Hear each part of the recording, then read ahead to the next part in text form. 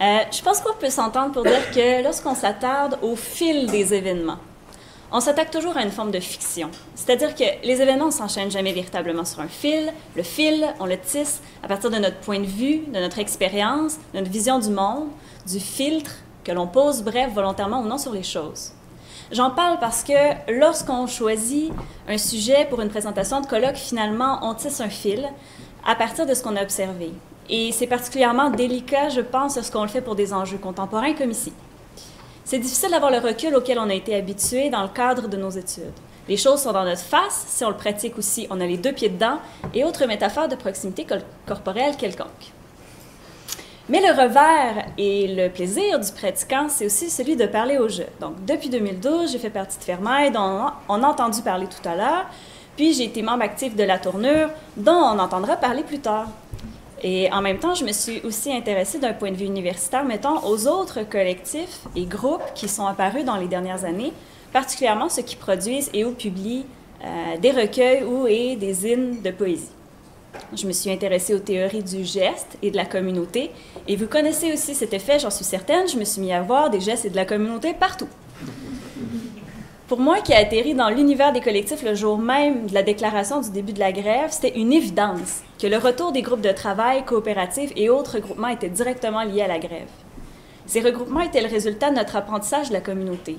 Continuer d'agir ensemble, de produire du commun, nous assurer une raison de nous lever le matin, de traverser le nuage dépressif et anxiogène qui s'était déposé dans nos vies, c'était faire en sorte que la grève ne soit pas uniquement un échec, c'était faire usage de notre nouvelle richesse, une communauté de partage et d'action. Pour moi, c'était aussi une évidence qu'on choisissait la poésie et le livre imprimé par résistance, qu'il y avait tellement de lenteur là-dedans, la poésie et l'imprimé, que ça allait nécessairement contre le monde de performance dans lequel on se trouve. C'était faire un pied de nez au réel, mais aussi au milieu littéraire, qui laissait peu de place aux jeunes initiatives.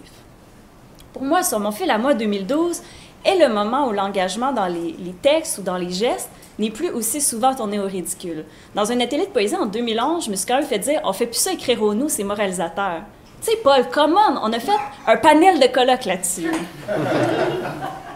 Mais même ce qu'on comprend comme un point tournant ne sort jamais de nulle part. 2 mois passés dans les livres d'histoire littéraire et quelques entrevues plus tard, je suis encore sur les traces de ce qui a permis la naissance de ces groupes d'éditeurs et de production, de recueils de zines et de poésie, mais spoiler, ça commence pas en 2012. Pourquoi maintenant, ou autrement dit, quelles en sont les conditions productives d'engendrement et quels sont leurs objectifs et leurs défis, ou encore quelles sont les traces idéologiques qu'on peut observer dans nos objets signifiants et leurs effets? Ici, je révèle quelques affinités avec la sociosémiotique, mais ça va être très subtil dans le reste de ma présentation. André Fortin disait à propos des revues que tout nouveau projet entend combler une lacune ressentie par ses fondateurs. De revues, mais on ne fonde pas quelque chose pour le fun. C'est beaucoup plus facile d'envoyer un texte à une institution déjà existante. On fonde quelque chose parce que, consciemment ou non, on ne se reconnaît pas dans ce qui existe déjà. Comme dit Fortin, dès le départ, on a une forme de polémique ou à tout le moins de critique. C'est aussi le cas de ces collectifs, mais la différence se situe moins dans le discours même que dans la manière de s'organiser pour et autour de lui et de le transmettre. On a des coopératives comme La Tournure et La Jachère, et on a La Passe. Donc, il y en a d'autres, là, mais il y en a d'autres, bien sûr. Mais je commence par ça. Donc, mon objet d'analyse, pour tout de suite maintenant, ce sera un petit zine publié à La Passe au début 2016 et dans lequel j'ai cueilli le titre de ma présentation. Donc, le zine se nomme « Une connaissance du vertige » et après une citation de Blanchot, il commence ainsi. « Nous vous devons des explications. Nous sommes architectes. Nous construisons des maisons de papier. Nous nous hâtons lentement. Nous avons commencé à bouffer du plomb, de l'encre, de la colle et du papier. Ce qui nous intéresse en dehors de la matière, c'est la temporalité. » Et je vais revenir à cette question de temporalité, mais avant La Passe, qu'est-ce que c'est? Bon, pour certains, c'est d'abord des producteurs et des éditeurs de livres et de zines, assez artisanaux, parfois expérimentaux, qu'on va croiser à l'Exposine et dans d'autres marchés où l'imprimé est le bienvenu. Mais pour d'autres, La Passe, c'est d'abord un espace, un atelier typographique, donc un espace de production, de création, ou d'abord une librairie, ou le lieu d'organisation d'événements poétiques et artistiques. Et pour la communauté des musiciens expérimentaux, que peut-être vous connaissez moins, mais que Projet K connaît sans doute, La Passe, c'est le lieu idéal pour des concerts et des soirées d'improvisation. Mais bon, pour ceux qui ne le savent pas, la passe a été expulsée de son lieu, son espace au centre-ville avec son colocataire, la médiathèque Gaétan d'Esti, mais elle a trouvé refuge depuis peu dans un sous-sol d'église. On ne va pas parler de la passe ici au passé comme d'une chose morte, mais c'est vrai que c'est nécessairement en transformation, et donc je vais m'intéresser ici à la période pré-déplacement, puis on verra ce qui va se passer. J'ai nommé ma présentation « Nous nous hâtons lentement, gestes pour les livres et la poésie » parce que cette phrase correspondait exactement à mon fil, ma petite obsession temporaire, à savoir que faire des livres est un acte résistant, les faire d'une façon artisanale. Pour être honnête, considérer la littérature comme une forme de résistance, c'est facile, hein? C'est plutôt romantique puis ça n'a rien de nouveau. Mais comme le souligne Citon dans son texte « Le poulpe et la vitre », ce n'est sans doute pas étranger au fait que ce nouage soit généralement accompli par des littéraires qui le vivent d'une façon angoissée, plutôt que par des économistes qui pensent sans doute avoir mieux à faire. Si la littérature, qui se sent sommée par les économistes de justifier son existence, se trouve une raison de persister dans l'être, c'est justement comme lieu d'opposition et de résistance à la logique comptable identifiée aux économistes. Très bien, écrire en résistant, lire pour résister. Par contre, pour la passe, il n'est pas question que de littérature, c'est-à-dire que du texte. Là, je dis la passe, mais bon, il y en a d'autres. La littérature, et dans ce cas, la poésie, vient toujours après ou conjointement avec la fabrication du livre. Le geste même de produire soi-même des livres applique une résistance sur plusieurs fronts. On ne dépend pas des institutions littéraires en place, on ne se précipite ni vers les technologies numériques, ni vers le « Oh mon Dieu, quelle horreur, le livre imprimé est mort !» On choisit une technique lente où les écrans ne nous rejoignent plus, où notre attention ne se tourne pas vers autre chose que vers l'encre et le papier. J'ai un autre extrait.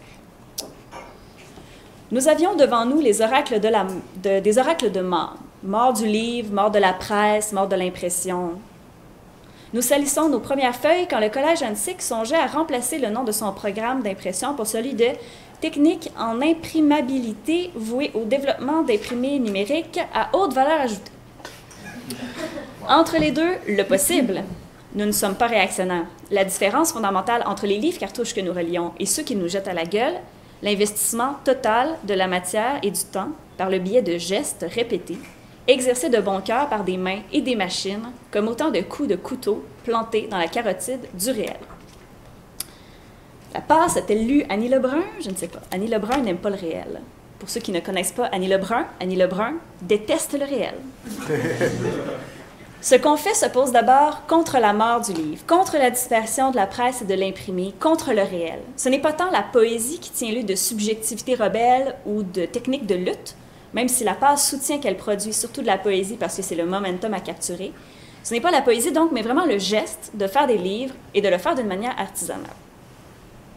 L'une des oppositions qu'on trace entre la logique littéraire et la logique économique, nous dit-on, est celle de la pression irrésistible vers l'activité du travail, en tant que celle-ci est identifiée comme productrice de richesse et de profit, alors que la logique du littéraire exige au contraire l'ouverture de vacuoles protégées qui suspendent momentanément cette pression exercée par un sourcil de rentabilité mesurable.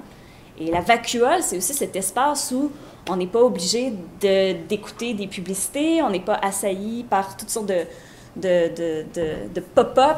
Tu sais, c'est vraiment quelque chose qui est en dehors de l'écran et que le livre permet. C'est une liberté que le livre permet, qu'on n'a pas beaucoup.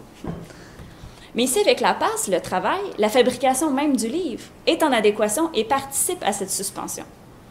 Je vous lis un autre passage qui correspond bien à l'image de la vacuole que propose Citon. Nous entendons déjà les cris aigus des apôtres de mauvais augure. « Ils travaillent dur, et cela toute la journée, mais qu'est-ce que c'est ça? » Nous ne travaillons pas. Nous avons oublié comment faire. Il faut vous imaginer un tout petit soldat dans un champ, dans un très grand champ de blé. Le tout petit soldat est assis au coin d'un bon feu de bois, de ceux qui sentent malgré tout l'herbe grasse et mouillée. Le petit soldat fait fondre du plomb dans son vieux casque cabossé. Il vous faut maintenant comprendre. Dès que le petit soldat voit le plomb se dérober dans le casque, changer de forme, bouillir, il entre ailleurs. Il n'entend plus les balles siffler à ses oreilles. Il ne pense plus à son vieux fusil qui rouille au sol à ses côtés. Il ne pense qu'au plomb. qu'au moule qu'il tient dans sa main droite tandis qu'il touille de sa main gauche. La vraie guerre, la vraie bataille, elle se joue dans ces instants, dans ces moments hors du temps, hors du doute, dans ces brefs soubresauts, quand rien ne veut plus rien avoir à dire, rien à signifier. C'est un moment de grande danse. La signification et l'essai très compliqué, tu sais, viendront plus tard. Faire permet de se garder à l'écart du réel. Le réel pue, nous dirait Annie Lebrun. On peut liser Annie Lebrun. On peut l'embrasser, le réel, et s'en servir comme matière. Je pense que le dernier recueil de Charles Dion en est l'exemple le plus probant. Mais bon, je pense qu'il y a aussi beaucoup de déni. Il y a des choses qui me semblent moins défendables, comme des livres de poésie subventionnés publiés à la chaîne Bam Bam Bam, autant les envoyer directement se faire pilonner. Ce que fait la passe en s'agitant derrière ces grosses machines, c'est proposer quelque chose qui n'est pas neuf, mais qui n'est pas con, et qu'on a tendance à oublier. Pour moi, cette façon de prendre position contre est une autre forme de tenir compte des enjeux contemporains. Fabriquer un livre pour un texte, c'est certainement lui ajouter une valeur, et j'ajouterai du sens. L'auteur américain Bruce Metcalf s'intéresse aux caractéristiques de la fabrication. Selon lui, elle dépend du médium utilisé et est habituellement assimilée à un matériau et aux technologies inventées pour le manipuler. En outre, d'après Metcalf, elle est définie par son usage. Les objets fabriqués à la main ont une fonction, mais la fabrication est définie par son passé. Une valeur esthétique émerge de ces caractéristiques. La valeur esthétique de la fabrication doit résider dans les façons dont la fabrication est intime, utile et porteuse de sens. Faire quoi? Des livres de poésie. Le faire comment? Lentement. La passe est loin d'être un cas isolé dans le camp de la lenteur. Elle participe à un autre mouvement, celui du do-it-yourself. C'est tout de même très populaire sur Pinterest, Instagram et tout. C'est pas comme super underground et comme punk ou quoi que ce soit. C'est tout de même intéressant que le monde du zine, qui était synonyme de underground punk, mais surtout de publication rapide, se tourne vers des méthodes plus lentes. C'est parce qu'il y a beaucoup plus rapide et plus efficace maintenant que faire 50 photocopies de ton poème de pinte de lait. J'aime bien cette élégante formule de Sylvie Gérard. La vitrine par excellence en ce moment n'est pas d'encre de papier. Elle est au contraire virtuelle et mouvante, tout comme l'information qui y réside. Il y a de nouvelles manières de faire vite et de partager massivement, surtout si on ne se préoccupe pas trop du pouvoir symbolique, qu'ajoute encore la publication d'un recueil dans une maison officielle. Ça existe encore. Mais ce qui intéresse la passe, ce n'est pas de se poser dans l'histoire littéraire à la suite du Noroît et de l'Hexagone, c'est faire de petits livres qui tiennent dans une poche et se lisent dans le métro ou sous les draps. Les hauts lieux du cellulaire aussi, je dirais, le métro et les draps. Si le livre est mort, alors vive le livre. La seule valeur d'échange que nous connaissons, nous dit la passe, c'est le temps qu'il faut pour tomber en avant, dans le rêve et donc dans le texte. Ce petit zine qu'on pourrait dire manifeste, ça se défend, je le vois aussi comme une invitation. Prendre une pause de la poésie Instagram, on y reviendra avec plaisir. Se pencher sur une table pour sentir du papier et se tacher les doigts. Le faire pour le faire, les gestes pour les gestes, les livres et la poésie. Merci.